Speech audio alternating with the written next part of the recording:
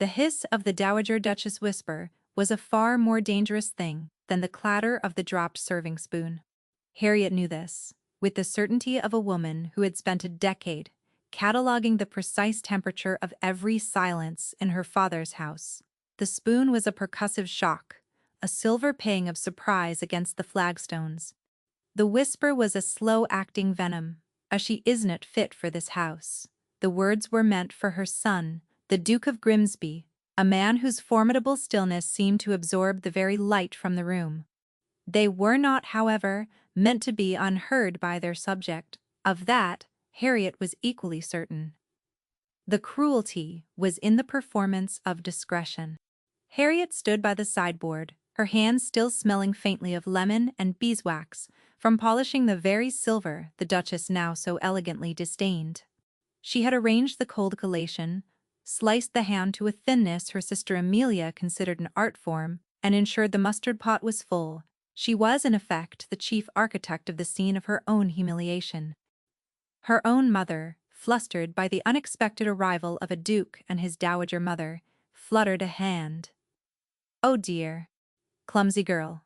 The criticism was directed at the scullery maid who had dropped the spoon, but its ambient heat warmed Harriet's cheeks as well. In this house, any and all clumsiness, social or physical, was a reflection on her. She was the manager of its moving parts. Her sister Amelia was its ornament.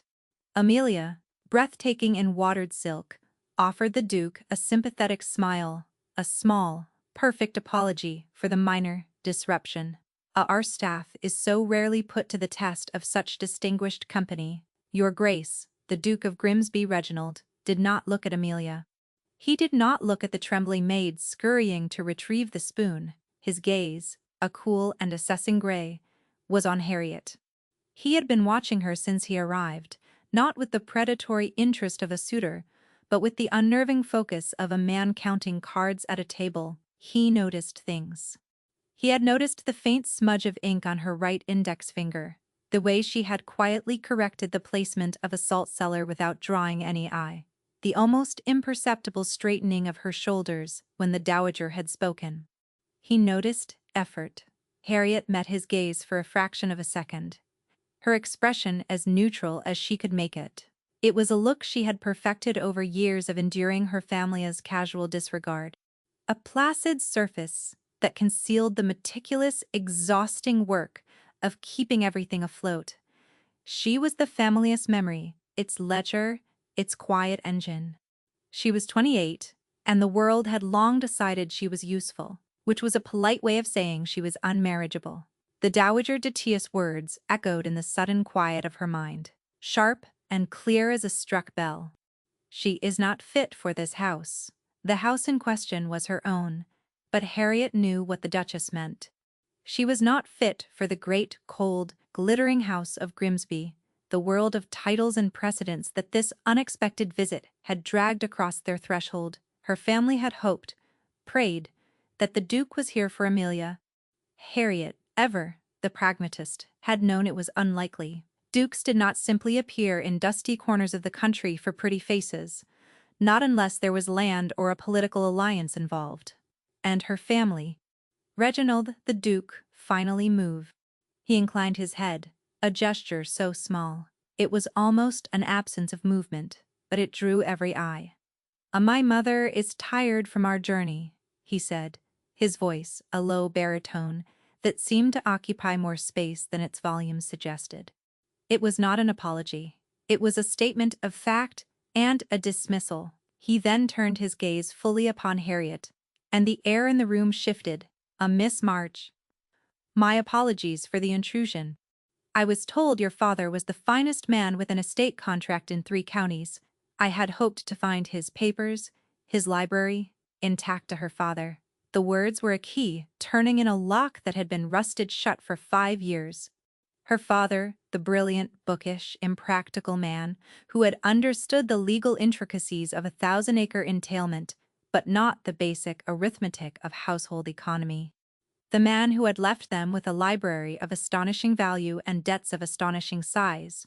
The library is as he left it. "Your Grace," Harriet said, her voice steady. she would not be cowed. Not even with the dowager's poison still warming her ears. He was a methodical. A good, the Duke said. It was not a pleasantry. It was a verdict. He looked past her, at the closed door at the end of the hall. Perhaps you would permit me to see it. After your dinner, of course. There is no need to wait, Harriet replied, already moving. To escape this room, to escape the dowager's condemning gaze and her mother's anxious fidgeting, was a reprieve. We were quite finished. She led him down the hall, acutely aware of his presence behind her, a large quiet shadow in the gloom. The air felt charged, heavy with unspoken things. She unlocked the library door. The scent of old paper, leather, and dried ink rushed out to meet them. The smell of her entire childhood. It was the one room in the house that was truly hers. She had preserved it, catalogued it, kept it safe. From her mother's periodic urges to sell its contents, the Duke stepped inside and simply stood there, breathing it in. Candlelight from her sconce threw long shadows from the towering shelves. It was a fortress of knowledge, a testament to a life spent in the careful architecture of words. He taught you, the Duke said. It was not a question. He believed a mind was a terrible thing to waste, regardless of who owned it. Harriet said, a ghost of her father's dry wit in her tone, a rather unfashionable opinion. A valuable one? He ran a gloved finger along a row of leather-bound volumes. His hands were large, capable. I have a situation, a confusion in my late wife's estate, papers that do not align. Accounts that file porous. He turned to her, and in the low light she saw the exhaustion etched around his eyes. This was not a man of leisure. This was a man carrying a weight so heavy it had become part of his posture. Requires someone who can read the language of a contract, not just for what it says, but for what it omits. I was told your father was such a man. It would seem he passed on his skill. Harriet's heart gave a strange, unfamiliar lurch to be seen, not as a spinster, not as a housekeeper, but as a repository of a specific valuable skill. It was a dizzying sensation. I'm not my father, your grace. No, he agreed, his gaze steady. You are the one who has kept his legacy alive while your family prepared to sell it for scraps. That suggests a different kind of strength.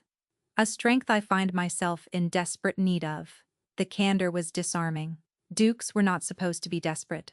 They were not supposed to admit need. He took a step closer. My mother believes you are not fit for my house. She is, in her own way, correct. You are not a duchess. You are not bred for the part. You are not soft, or decorative, or skilled in the art of charming fools at court. Each word should have been an insult. Instead, they felt like a strange, stark form of praise. I find, he continued, his voice dropping lower still, that I have had a surfeit of decorative things. They are of no use to me now. My son has not spoken a full sentence in the 6 months since his mother died. My estate is being picked apart by charming vultures who call themselves friends of the family. I am in need of a partner, Miss March, an ally. Not a duchess. He paused, letting the silence stretch. I am proposing a marriage of convenience. A contract, you might say. You would have the authority to manage my household, my Sona's welfare, and most importantly, my papers.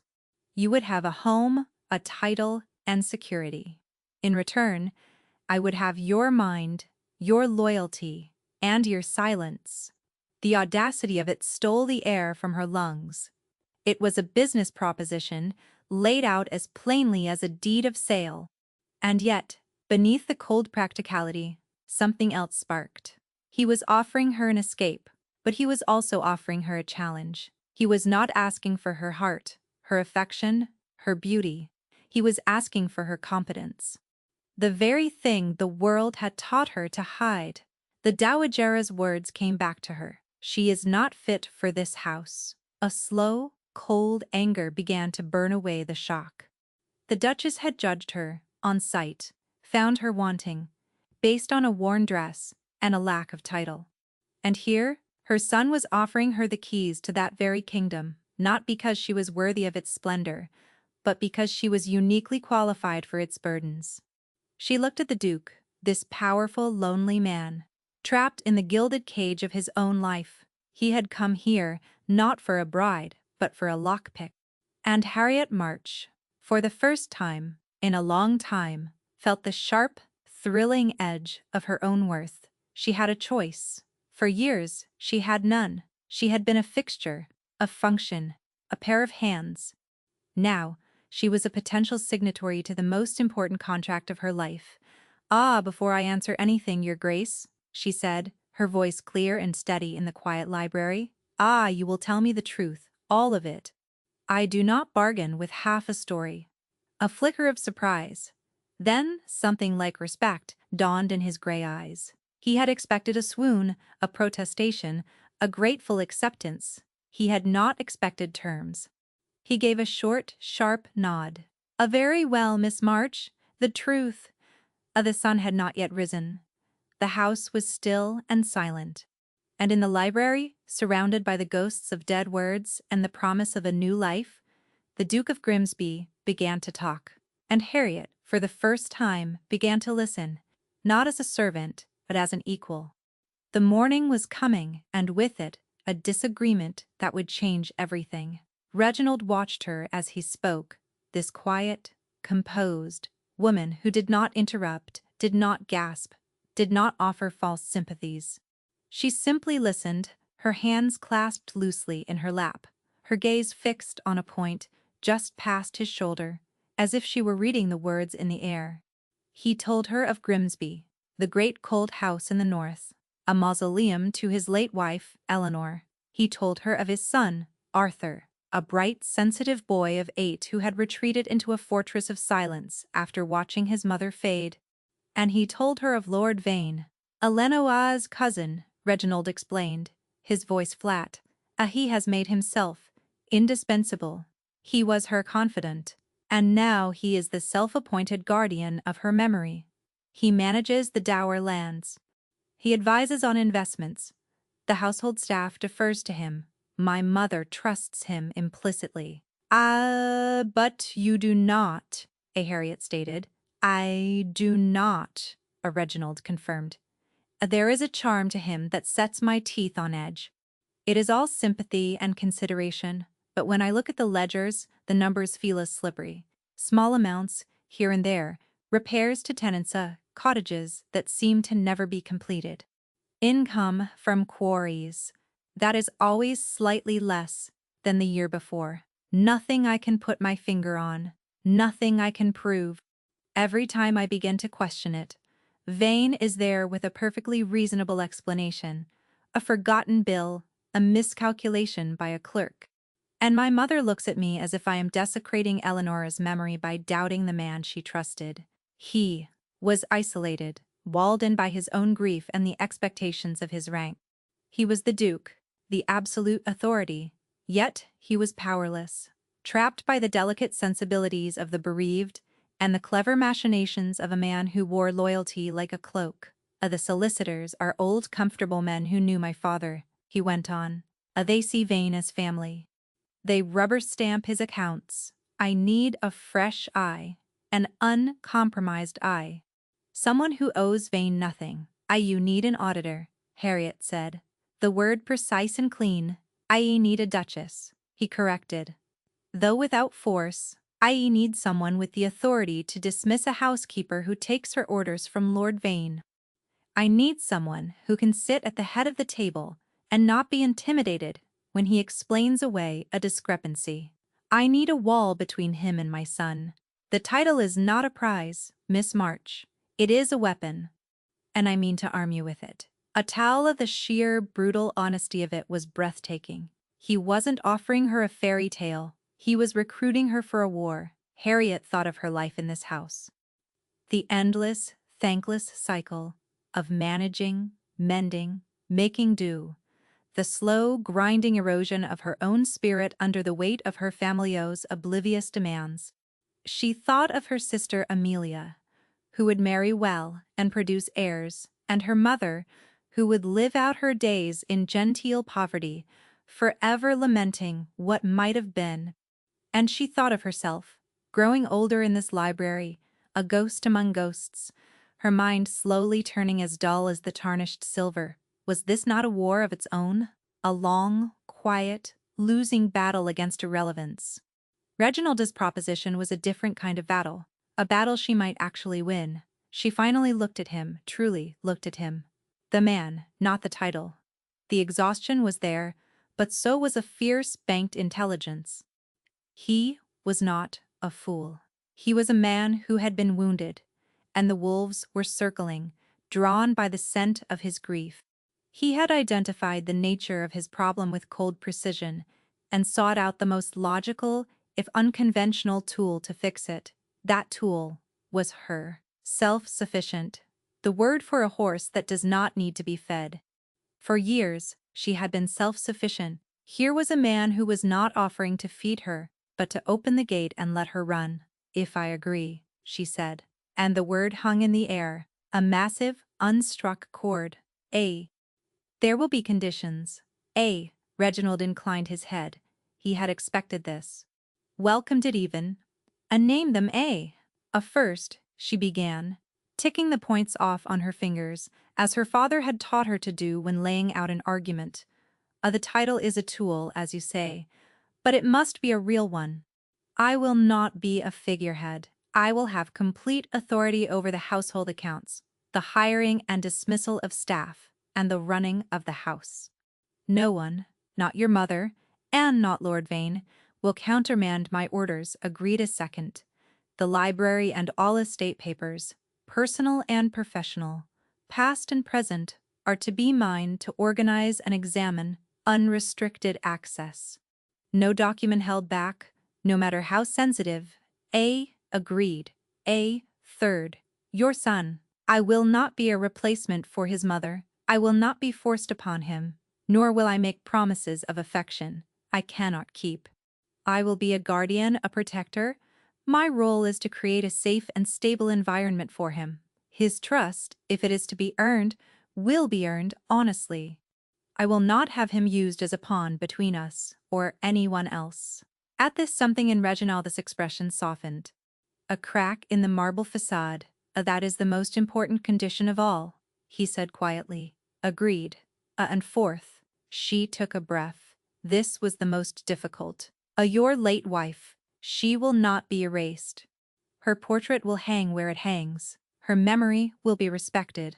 I will not step into your house and attempt to exorcise her ghost. It would be a fool's errand, and it would be cruel. This arrangement is a practical matter. Let us not pretend it is anything else. He stared at her for a long moment. The candlelight flickered, making the shadows dance. He had come here expecting to purchase a solution. He had found, instead, a woman of substance, a woman who understood the shape of loss, the architecture of grief, a woman who saw not just the problem but the people trapped within it. In that moment, something shifted in him. It was subtle, the quiet settling of a foundation stone into place. He had come to hire a mind. He was beginning to suspect he had found something far more valuable. Your terms are not only accepted, Miss March, he said, his voice rough with an emotion he could not name.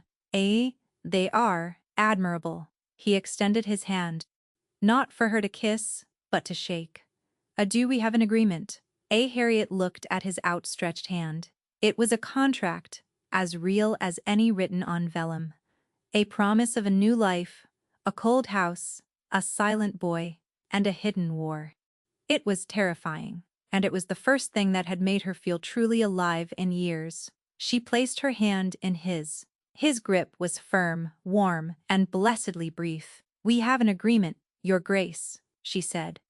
The clock in the hall began to chime the hour. Dawn was breaking. By the time the rest of the house stirred, the Duke of Grimsby had already dispatched a rider with a message for his solicitor in London. It contained instructions for the swift drawing up of a special license and a marriage settlement of astonishing generosity. When the Dowager Duchess came down for breakfast, she found her son waiting for her in the morning room. He was standing by the window, looking out at the weak, watery light. Reginald, she began, a note of triumph in her voice. I trust you have come to your senses. The March girl is entirely unsuitable. A plain, bookish creature.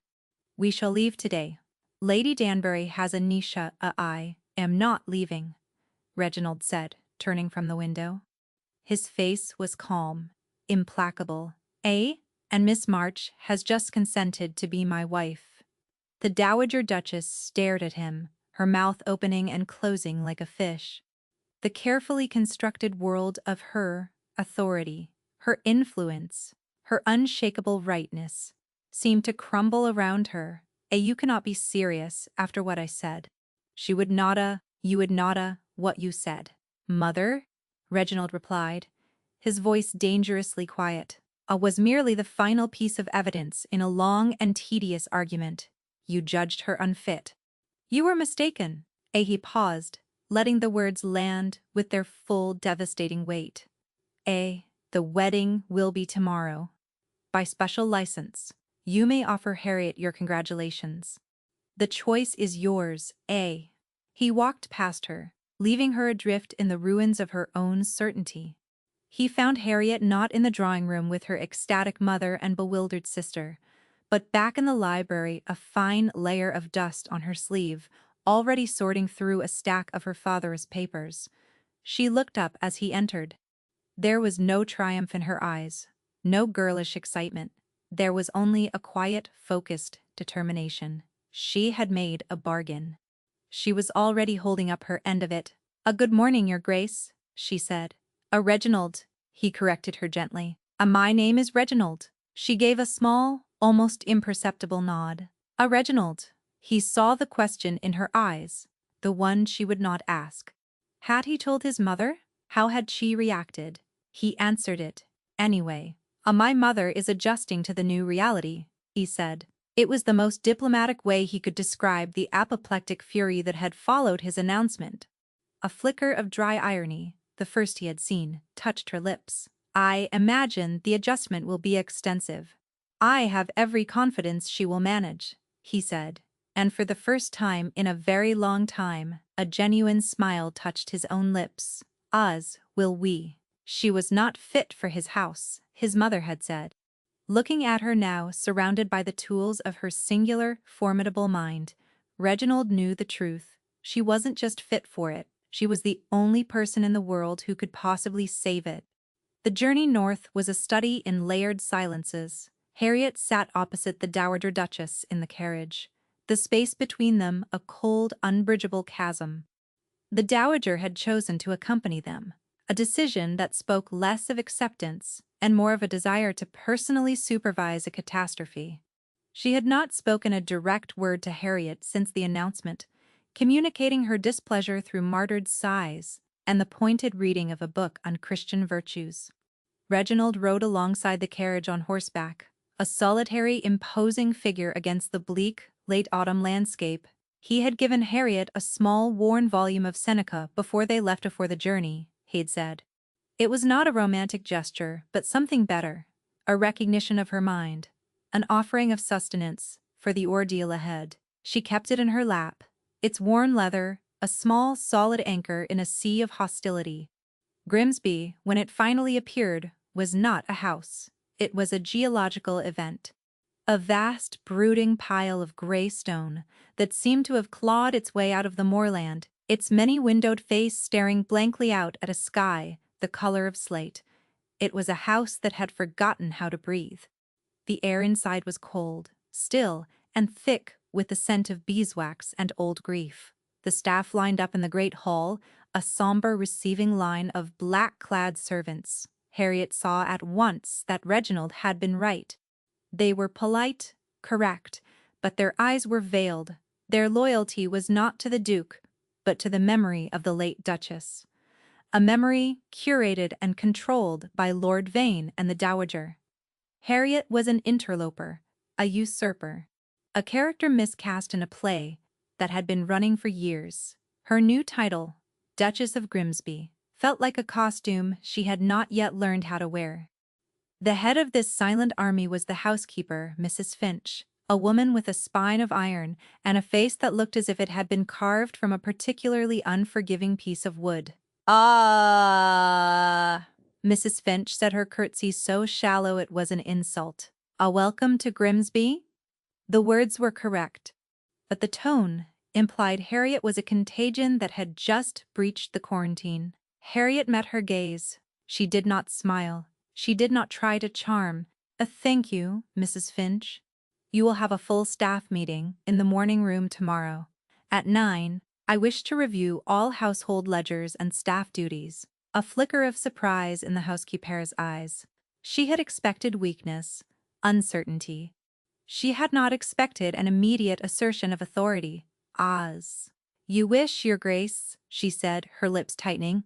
The dowager swept forward. "Ah. Nonsense. Mrs. Finch has run this house perfectly for 20 years. There is no need to disrupt her arrangements. The new Duchess will require time to acclimate." The last word was delivered with a pitying glance at Henrietta's simple traveling dress. She kept her eyes on Mrs. Finch. Tomorrow, at 9, she repeated, her voice quiet but unyielding. This was her first battle, a small one, but a critical one. She would not win this war by force, but by quiet, relentless consistency. She would be the tide, not the storm. Reginald stepped forward, his presence instantly commanding the space. My wife's orders will be followed, Mrs. Finch." Without question and without delay. He did not raise his voice. He did not need to. The steel in it was unmistakable. He turned to Harriet. "I will take you to Arthur." The nursery was on the second floor, in a wing that felt colder than the rest of the house. The silence here was different. It wasn't empty, it was occupied, defended. The door was slightly ajar, and from within came a soft, rhythmic, scratching sound. Reginald pushed the door open. The room was large and airy, but the heavy velvet curtains were drawn tight, plunging it into a perpetual twilight. In the center of the room, a small boy with hair the color of pale straw sat on the floor, his back to them. He was surrounded by a city of wooden blocks, intricate and perfectly balanced. He was not playing, he was building. He held a piece of charcoal in his hand and was meticulously tracing the lines of the wood grain onto a piece of paper. He did not look up when they entered. He did not acknowledge their presence in any way. "Aye, Arthur," Reginald said, and the name was a wound. This is Harriet, my wife." The boy's hand stilled for a moment. Then, without turning, he resumed his work. Henrietta's heart ached for this small, silent architect of sorrow. She saw the other adults in his life trying to pull him out of his world. Reginald with his desperate love, the dowager with her smothering grief, the staff with their fearful pity. They were all demanding something from him, a word, a look, a sign that he was still there. She would not make the same mistake. She did not approach him. She stayed by the door, her presence a quiet question, not a demand. She looked around the room. It was a shrine. A portrait of a beautiful, smiling woman, Eleanor over the mantel. Her favorite books were piled on a side table. Her shawl was draped over a chair, as if she had just stepped out. The room was preserved in amber, suffocating the living child within it. The curtains, Harriet said softly. To no one in particular, his mother loved the morning sun. She wrote about it in her journals. The way it made the dust motes dance. Reginald looked at her, startled. How could she know that? "I read the copy of her journals you left in the carriage," she explained. A small lie. She had found them in the library at her father's house, a gift from Eleanor years ago. They had been friends, once, before titles and distance intervened. She did not say this. Not yet. She walked to the window, her movements calm and deliberate. She did not fling the curtains open. She simply took hold of the heavy velvet and pulled it back a few inches, allowing a single bright spear of afternoon light to cut through the gloom. It fell across a stack of books, illuminating the gilded title of one, a treatise on Gothic archways. The scratching sound from the floor stopped. Harriet did not turn. She did not look at the boy.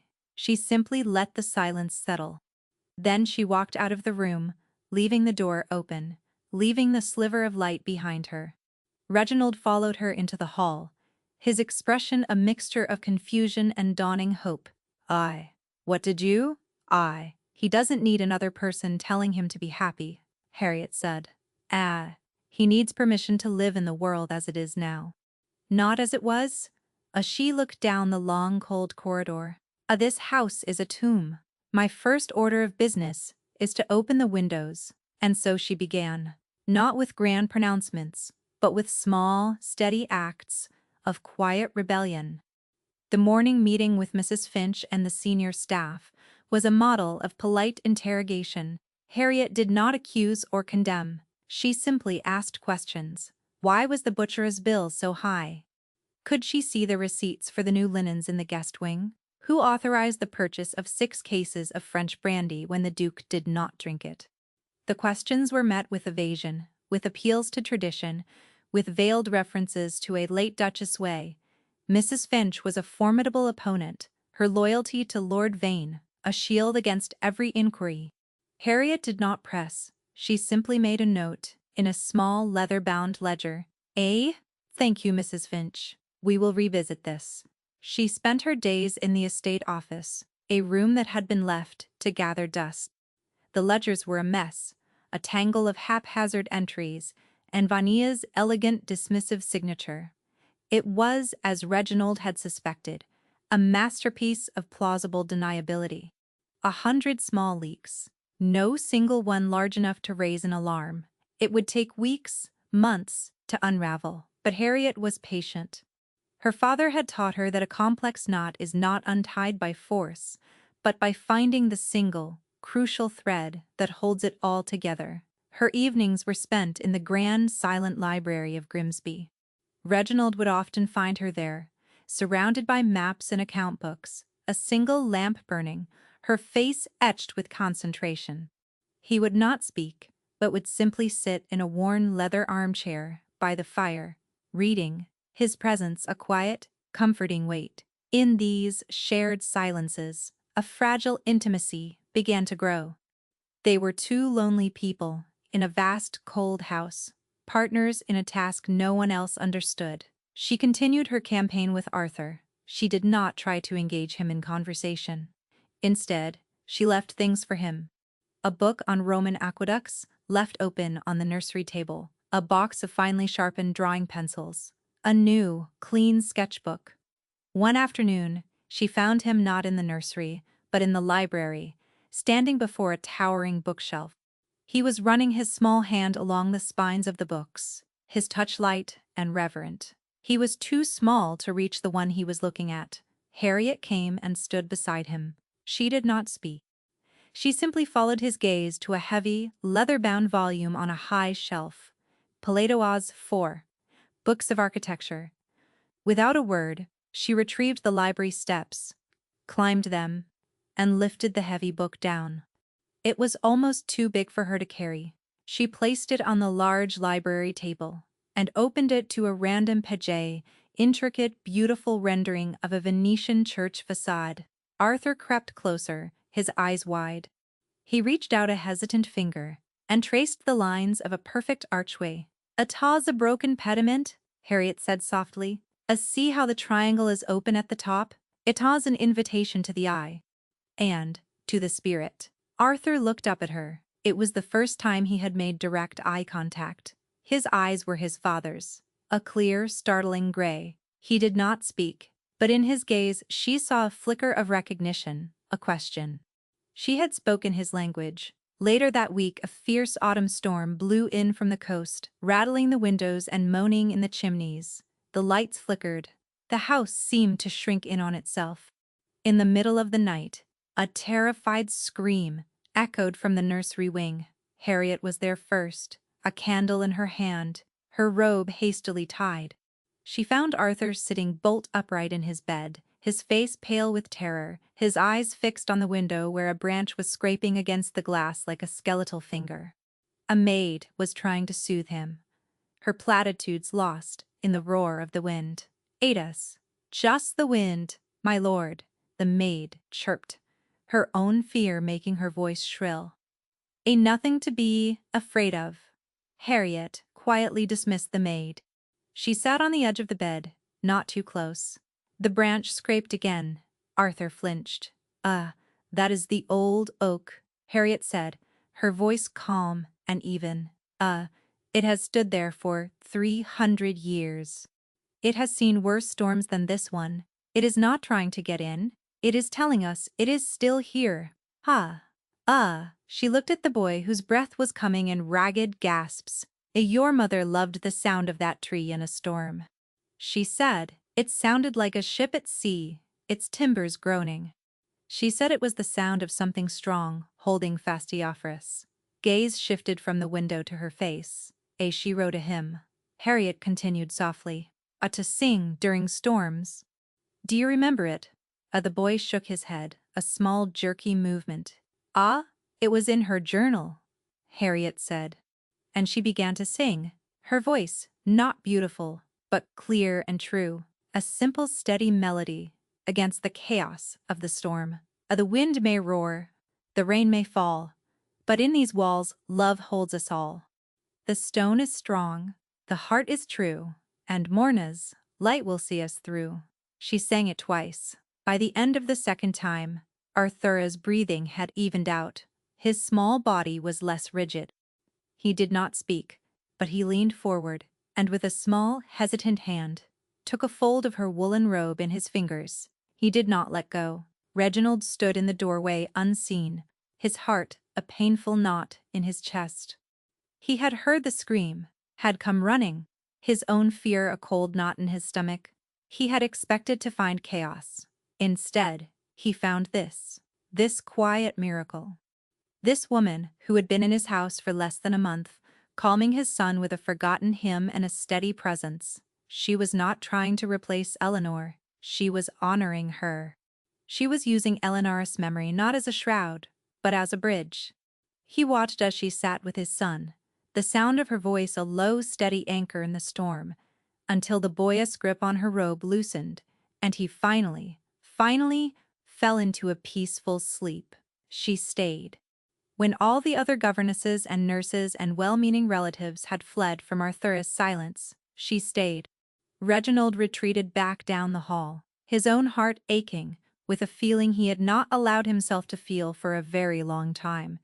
It was a dangerous, terrifying feeling. It felt like hope.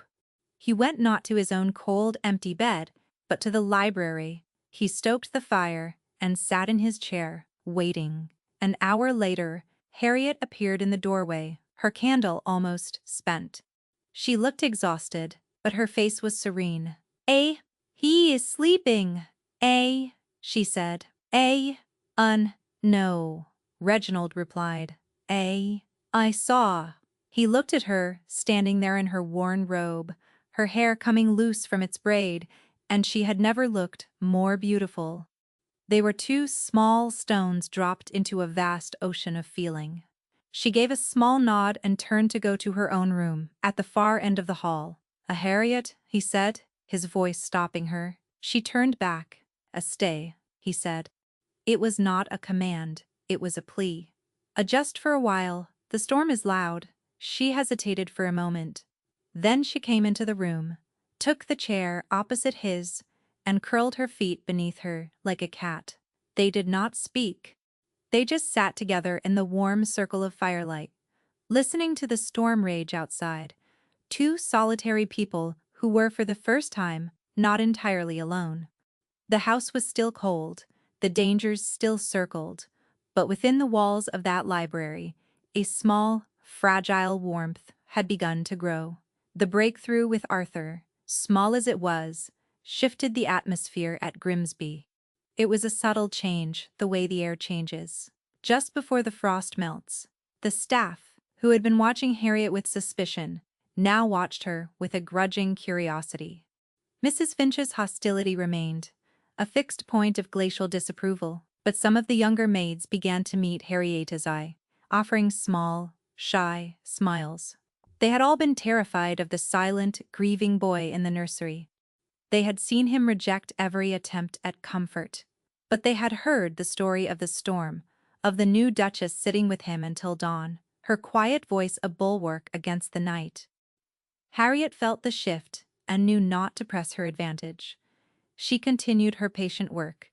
In the estate office, she was a detective, slowly piecing together the financial narrative Lord Vane had so cleverly obscured. She discovered a pattern. Whenever a large, legitimate expense occurred, a new roof for the stables, the purchase of a prize bull, a dozen smaller, questionable charges would appear in its shadow, like pilot fish swimming alongside a shark. Payments to a cartage company she could find no record of, bills for phantom loads of timber, wages for ghost groomsmen who existed only on paper. It was brilliant in its pettiness. No single item was enough to warrant a confrontation. But the cumulative effect, over years, was a slow, steady bleeding of the estate's wealth. Vane was not a bold thief, he was a parasite. In the afternoons, she spent time in the library, often with Arthur as a silent companion. He would sit at the great table with his architecture books, meticulously copying the engravings, while she worked on the Grimsby ledgers. The shared, focused silence was a comfort to them both. One afternoon, he looked up from his drawing. This is a triforium," he said, his voice rusty from disuse. He pointed a small, charcoal-dusted finger at his paper. "Ita's, a gallery above the main arcade. It lets light into the nave." Harriet looked over. His drawing was remarkably precise. "It does," she said, her heart giving a joyful leap at the sound of his voice. "It is a way of making a stone wall feel less heavy. A way of letting the light in." He looked at her, his gray eyes serious. "You let the light in," he said. Then, as if embarrassed by the admission, he immediately bent back over his drawing. It was the most beautiful sentence Harriet had ever heard. Reginald, too, was changing. The weight of his grief had not vanished, but he seemed to be carrying it differently. He spent less time riding alone on the moors and more time in the house. He began to appear in the library in the evenings, not out of habit, but out of a clear desire to be in her company. He would watch her work, the way her brow furrowed in concentration, the way she would bite the end of her pen when she found a particularly tangled entry. He found himself noticing the small things, the elegant curve of her wrist as she wrote, the stray wisp of hair that escaped her bun, the quiet intelligence that shone in her eyes. He had married her for her mind, for her utility. He had not expected to be so completely captivated by the woman herself. His reputation had been built on a foundation of cold control. He was the Duke, a man apart, unreadable, and untouchable. It was a useful defense, a suit of armor he had donned after Eleanor's death. But with Harriet, the armor felt heavy, cumbersome. He found himself wanting to take it off, to show her the man beneath the title, but he did not know how. One evening she looked up from a ledger, her face pale with frustration. "I cannot make it balance," she said. "A income from the low meadow tenants. Yes, here in the rent roll, but it never appears in the main account. Does, as if the money simply vanishes into thin air. A Vane collects those rents personally." Reginald said. "He says the tenants are old and prefer to pay in cash. He calls it a showing the family's personal touche. He calls it theft," Harriet muttered, then looked up, mortified. She had overstepped. But Reginald did not look angry. He looked relieved. "A thank you," he said. "A for what?" "A for saying it out loud," he replied. "I have been thinking it for a year, but I have not allowed myself to say the word." It felt like a betrayal of Eleanor's memory, of her trust in him. "A trust can be misplaced," Harriet said gently. It is not a failing to be deceived. It is a failing to continue to be deceived, once you have seen the truth." He looked at her, his gaze intense. "And you see the truth, though not you, Harriet." "I see numbers that do not add up," she said, deflecting the personal turn. The truth I am searching for is in these books." But the moment had changed the air between them. He had confessed a weakness, a doubt, And she had not judged him for it, she had validated it. The fragile peace of Grimsby was shattered a week later. Lord Vane arrived, unannounced, his carriage splashing mud in the grand drive. He was a handsome man in a carefully preserved way, his smile practiced, his clothes immaculate. He radiated an air of effortless charm that Harriet found instantly repellent. He greeted the dowager with a kiss on both cheeks, embraced Reginald as a long-lost brother, and then turned his brilliant smile on Harriet. "And this must be the new Duchess," he said, his eyes sweeping over her with an appraising glance that missed nothing. My dear, welcome to the family." We were all so surprised.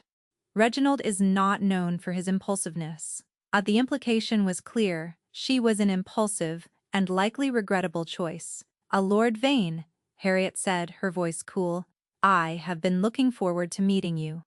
I have been reviewing your accounts, 18." The smile did not falter, but something cold flickered in his eyes. "My humble scribblings. I am sure a lady of your talents finds them dreadfully dull. You must let me relieve you of the burden." Eleanor never troubled her pretty head with such things. "I am not Eleanor," Harriet said. The words a quiet declaration of war. Vania's visit was not a social call. It was a reconnaissance mission. He saw the open curtains, heard the news of Arthur speaking, and felt the shift in the household's currents. He saw Harriet in the estate office, her ledger open, her pen moving. He saw his comfortable, profitable arrangements slipping through his fingers. And so he decided to strike. He did not attack Harriet directly. He was too clever for that. He went for the weakest point in Grimsby's defenses, the Dowager Duchess's grief-stricken heart. He spent 2 days closeted with her, talking in low, sympathetic tones, ostensibly about a memorial for Eleanor. On the 3rd day, the Dowager summoned Reginald to her rooms. Harriet saw Reginald's face when he emerged an hour later. It was a mask of thunderous fury and despair. He strode into the library where she was working. He did not speak, but paced the room like a caged lion. "Reginald, what is it?" Harriet asked, standing. He finally stopped, his hands clenched into fists at his sides. "Avena," he bit out, "he has convinced my mother that I am an unfit father, that my grief has made me unstable. That this hasty marriage," gestured vaguely at Horace's proof of my poor judgment. "She cannot believe that, she will believe anything that Vane tells her," Reginald said bitterly. "He has poisoned her mind against me for years, all under the guise of friendship. And now he has played his master stroke." He took a shuddering breath. He has produced a letter, allegedly from Eleanor, written just before she died. Harriet felt a cold dread creep up her spine. What does it say?" It names him, Vane, as her choice for Arthur's legal guardian, should anything happen to me.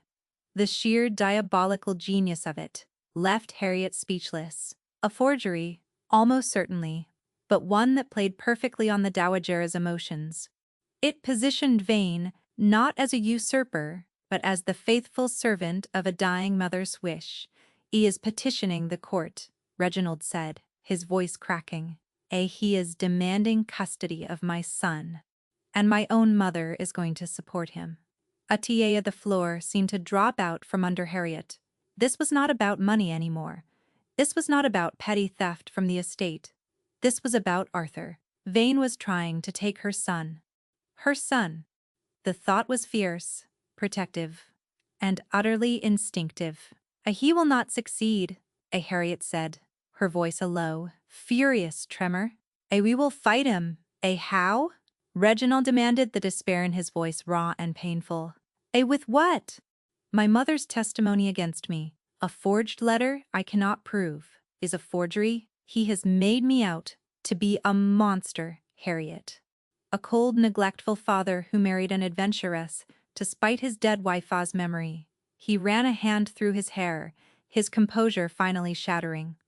He will win.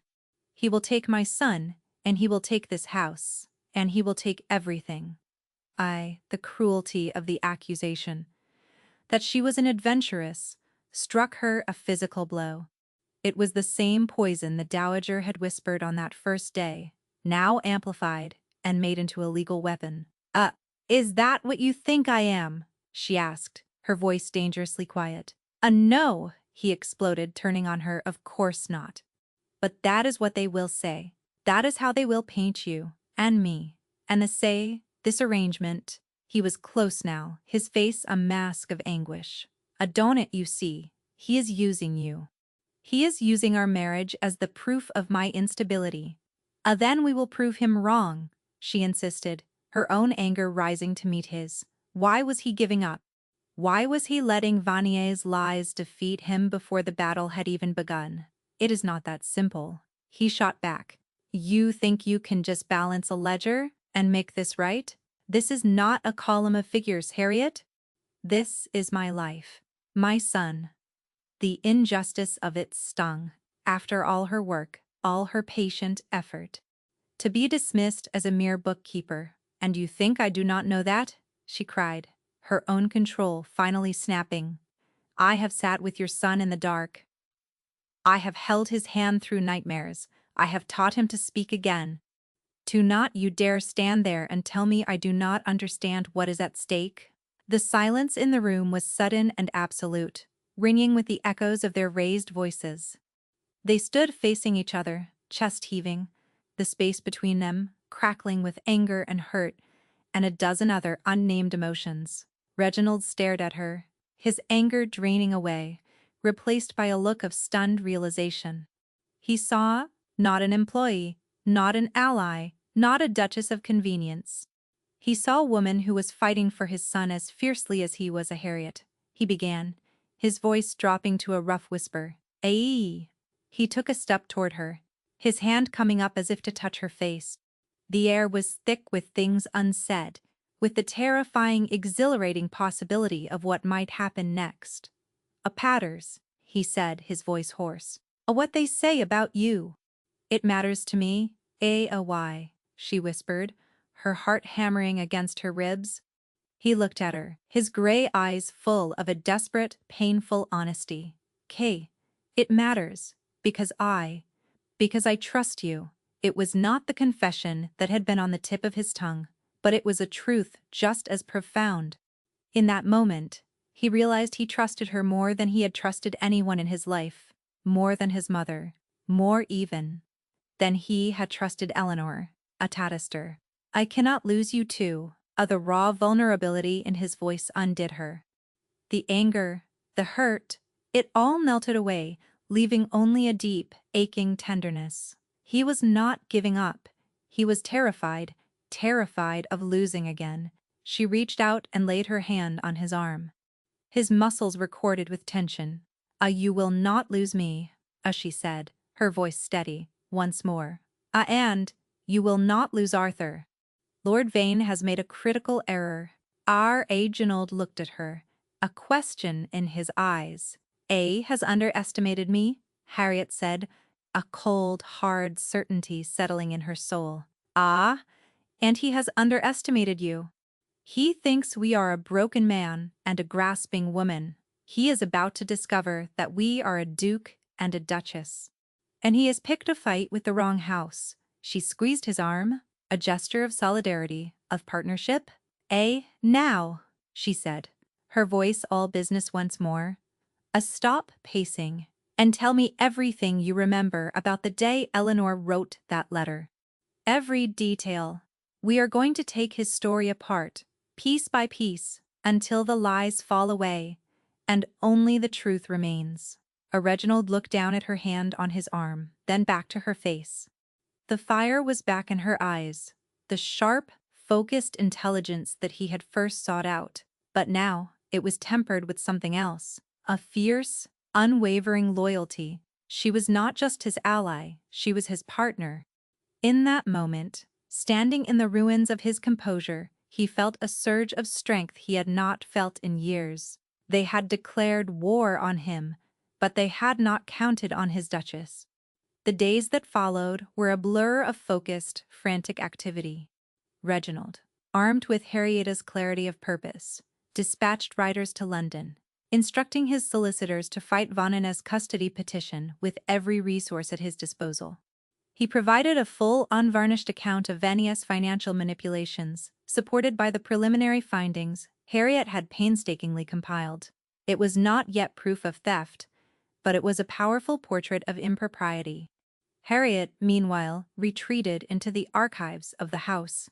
She was no longer just an auditor, she was a historian, a detective, searching for a single definitive fact that would expose Vania's forgery. The letter he had produced was dated 3 days before Eleanor's death. It was written on Grimsby stationery, in a hand that was a passable imitation of Eleanor's weakening script. It spoke of her fears for Arthur's future, and her abiding faith in her dearest cousin, Luciasa Lord Vane. He was with her, that day. Reginald told Harriet, his face grim. The doctor had just left. He said there was nothing more to be done. I was not myself. I was in the library, I think, trying to drink myself into oblivion. Vane was the one who sat with her, and no one else was there. A maid. A nurse, he dismissed them. Reginald said, a fresh wave of self-loathing washing over him. He said Eleanor wanted to speak with him privately. I allowed it. I allowed him to be the one at her side, while I hid from the truth. You did not hide, Harriet said firmly. You were grieving. He exploited your pain. That is his crime, not yours. Her words were a balm, but the facts remained damning. Vane had the opportunity, the means, and the motive, but proving it seemed impossible. Harriet spent hours comparing the forged letter with Eleanor's genuine correspondence. The handwriting was close, but not perfect.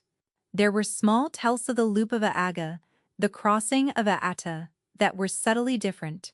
But a handwriting expert, in a contested hearing, could be dismissed as a matter of opinion. She needed something more, something concrete. She turned her attention to the paper itself.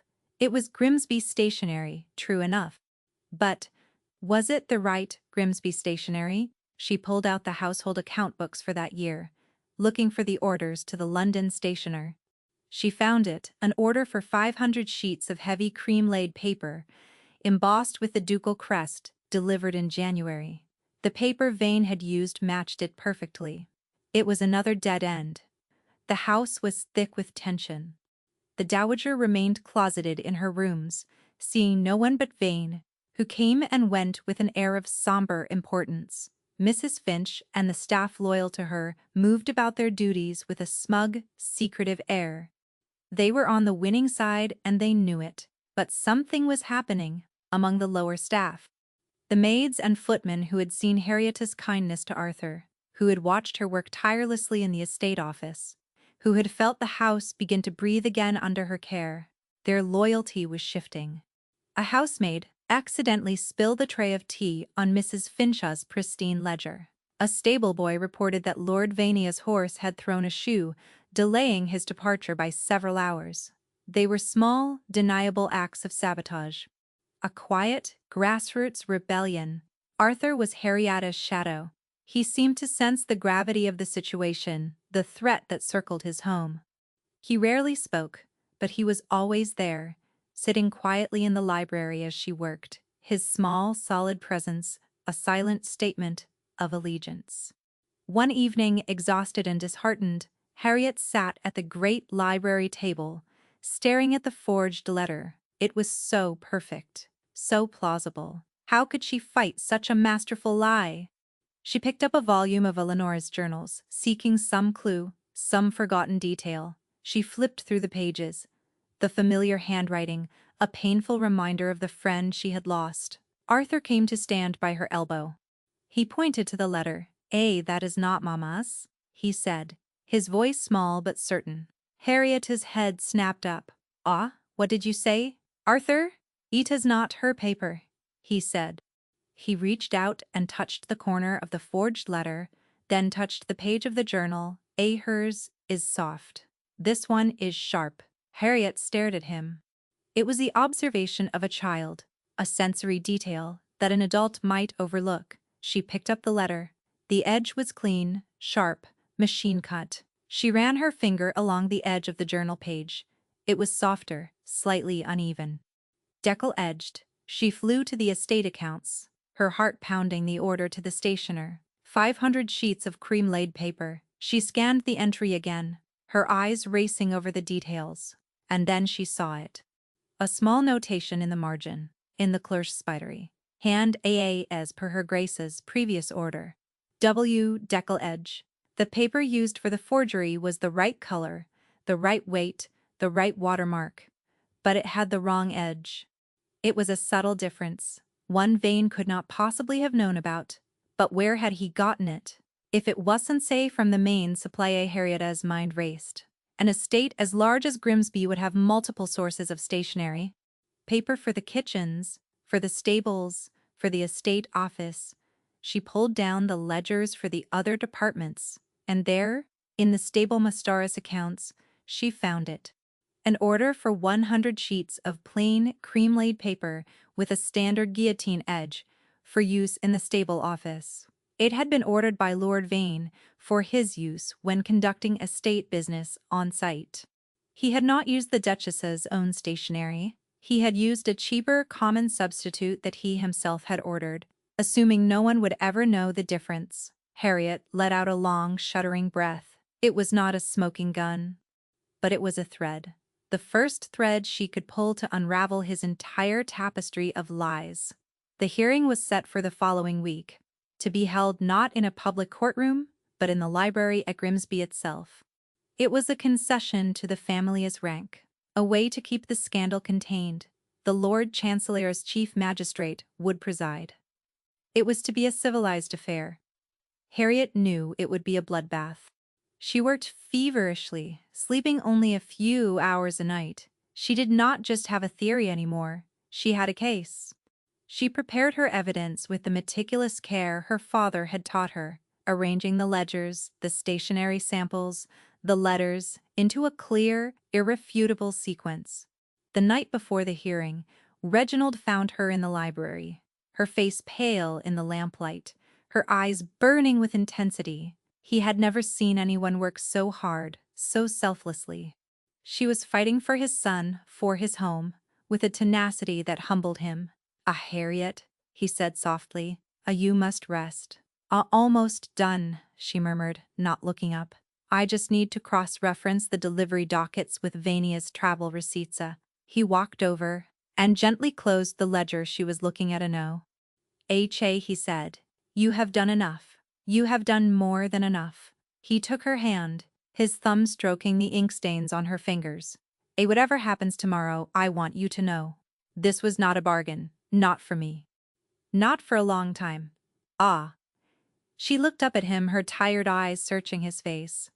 "You came into this house of silence and you made it live. Again," he said, his voice thick with emotion.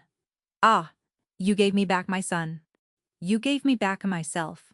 The joke was pretending this was ever just a contract. Before she could respond, he leaned in and kissed her. It was not a passionate, demanding kiss. It was a kiss of profound gratitude, of deep, aching tenderness. It was a confession, a promise, and a prayer, all in one. When he pulled back, he rested his forehead against hers. Tomorrow," he whispered. We face them together." The library at Grimsby had never looked more imposing. The dark wood paneling gleamed, the books stood like silent witnesses in their shelves, and a fire crackled in the great hearth, doing little to warm the glacial atmosphere. The magistrate, Sir Thomas Pelham, a man with a face like a tired bloodhound, sat at the main table. On one side sat Lord Vane and the Dowager Duchess. Vane was the picture of somber concern, his hand resting reassuringly on the Dowager's. The Dowager herself looked pale and determined, a woman convinced she was acting in her grandson's best interests. On the other side sat Reginald and Harriet. Reginald was a statue of controlled fury. Harriet was preternaturally calm. She had arranged her papers and exhibits on the table before her, with the precision of a surgeon laying out their instruments. Arthur was not present. By mutual agreement, he had been sent to the far side of the house with his drawing materials. under the care of a trusted governess Harriet had hired from the village. The proceedings began. Vania's solicitor presented their case. He painted a picture of a grieving, unstable duke, prone to fits of temper, who had entered into a shockingly inappropriate marriage. He spoke of the Duchess' neglect of his son, leaving the boy to wander the house like a ghost. And then he produced the letter. A sacred trust, Sir Thomas, the solicitor intoned, his voice dripping with false reverence. The dying wish of a devoted mother.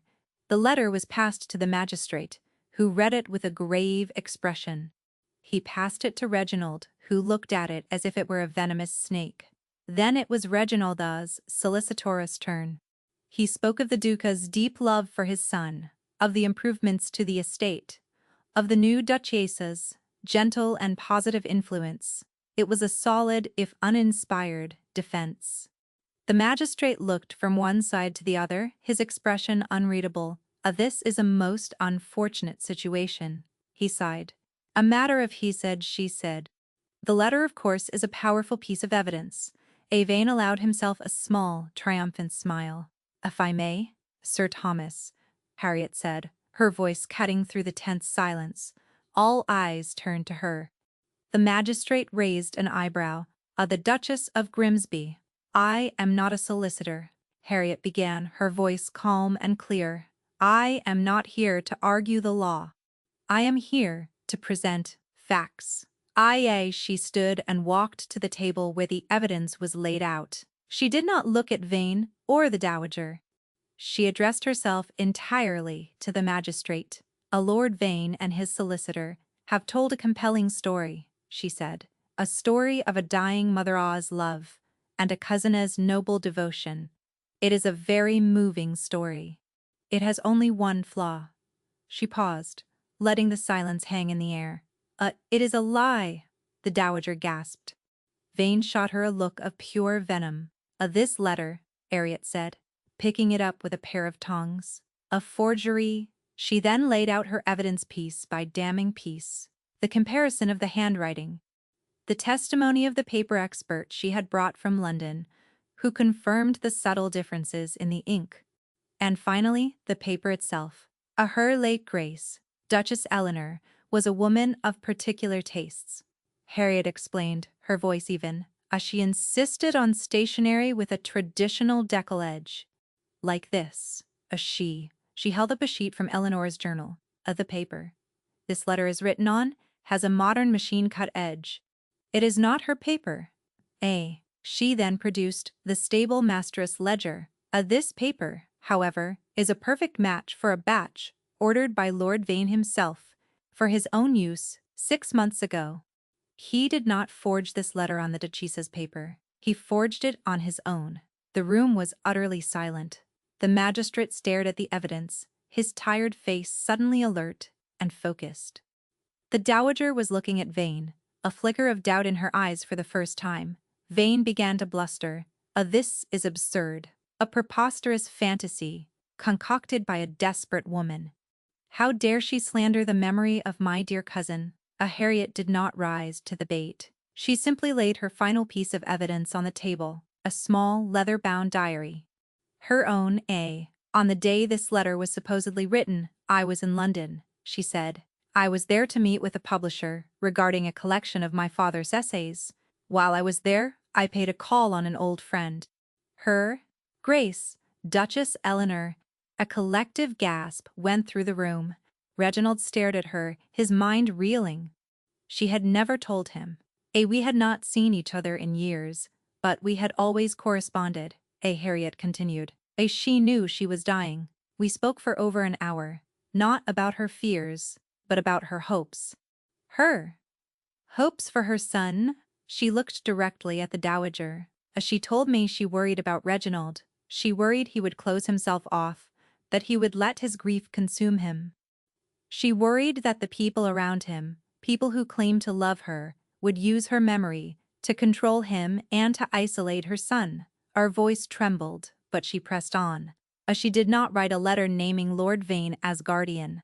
She made me a promise. She made me promise that if ever Reginald or Arthur needed a friend, If ever they were in danger from those who smiled to their faces, I would help them. This marriage was not an act of impulse, Your Grace. It was the fulfillment of a promise. She closed her diary. I am not an adventuress. I was her friend. The silence that followed was absolute. The Dowager Duchess was weeping silent tears, tracking down her powdered cheeks. She was staring at Lord Vane, not with doubt, but with dawning horror. She had been played. Her grief had been a tool, her love for her son a weapon turned against him. Then Aeneas's face was a mask of fury. His carefully constructed world had been dismantled, piece by piece, by a quiet woman with a ledger. But the final, devastating blow came not from Harriet, but from the doorway. Arthur stood there, his sketchbook in his hand. He had slipped away from the governess. No one knew how long he had been standing there. He walked past the solicitors, past the magistrate, past his father. He walked straight to the table and pointed a small, accusing finger at Lord Vane. You said, his voice clear and ringing in the silent room. You made Mama cry. He turned and looked at his grandmother, the Dowager. You said she would take Mama's place. You lied. Then he did the last thing anyone expected. He walked to Harrieta's side, took her hand, and stood firm, a small soldier taking his stand. The magistrate, Sir Thomas, looked at the weeping dowager, at the exposed and furious Lord Vane, at the Duke, whose face was a study in stunned pride, and at the woman and the boy, whose hands were clasped together. He cleared his throat. In light of this and new information, and this compelling testimony, he said, his gaze resting on Arthur, I find Lord Vanea's petition to be entirely without merit. It is dismissed. He looked at Vane, his eyes cold as ice. And I would advise you, my lord, to make yourself scarce. The crown does not look kindly on those who prey upon the bereaved, or those who build ducal estates for phantom repairs. He stood, the matter is closed. The guardianship of the young lord is, and has always been, secure with his father. And, it would seem, he added with a small rare smile at Harriet, with his mother. The reckoning was over. The battle had been won. The library was quiet again. The magistrate and his clerks had departed. Lord Vane had vanished in a cloud of disgrace, his carriage rattling away from Grimsby for the last time. The Dowager Duchess had retreated to her room, a broken woman, leaving behind a scribbled, tear-blotted note of apology. Reginald and Harriet stood by the fire, Arthur still holding his new mother's hand. Reginald knelt down in front of his son. You were very brave today, Arthur. Arthur looked from his father to Harriet. She was brave, he said. She told the truth. He looked up at Harriet, his gray eyes full of a wisdom beyond his years. Are you staying? Yes, Harriet said, her voice thick with unshed tears. I'm staying. Good, Arthur said.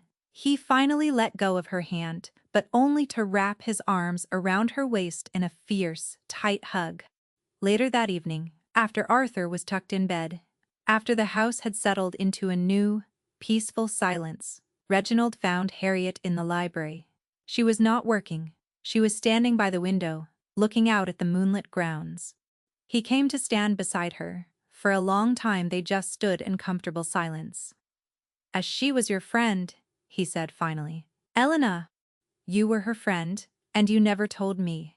It didn't seem important, Harriet said. The bargain was not about the past. It was about the future.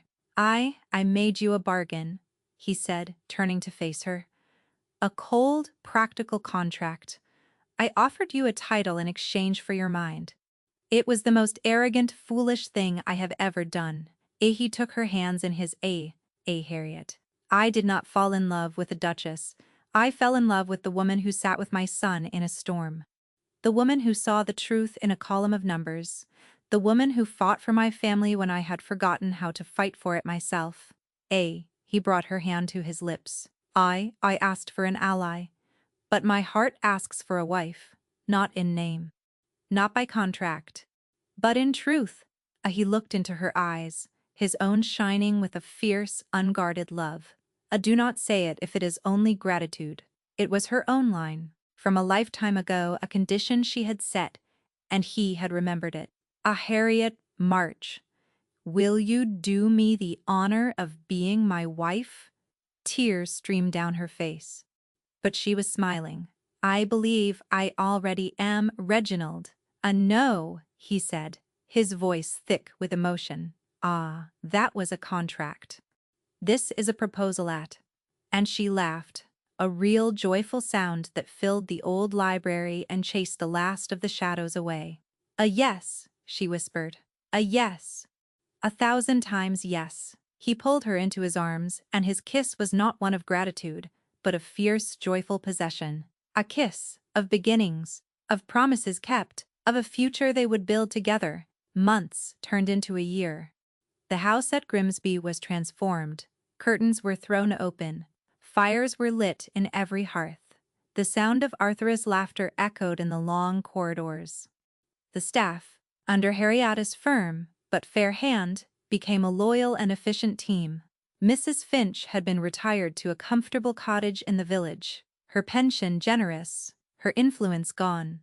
Her letters were formal, still tinged with the memory of her humiliation, but a new note of respect had crept in. She asked after Arthur. She inquired about the Estaya's profits, which under Harrietta's management had soared.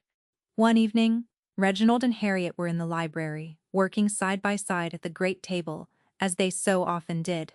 He was reviewing plans for a new school in the village. She was finalizing the year-end accounts.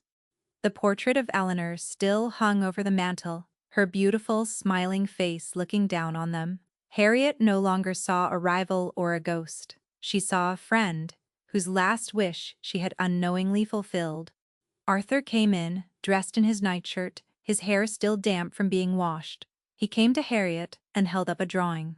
It was a picture of Grimsby, but not the cold gray house she had first seen.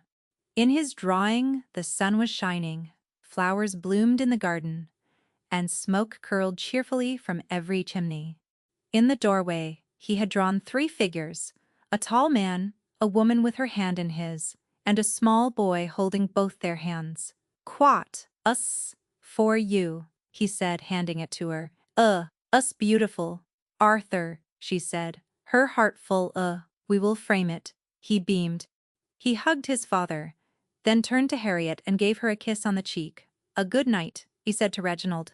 He paused at the door, then turned back to Harriet. A good night, Mama, he said. The word, so simple, so natural, hung in the quiet air of the library, a perfect, finished chord. Reginald looked at Harriet, his eyes shining. He reached across the table and took her hand. She had not been fit for the house the Duchess had imagined, but she had become the foundation of the home they had all needed. She had not replaced the woman who had come before. She had become the woman who stayed.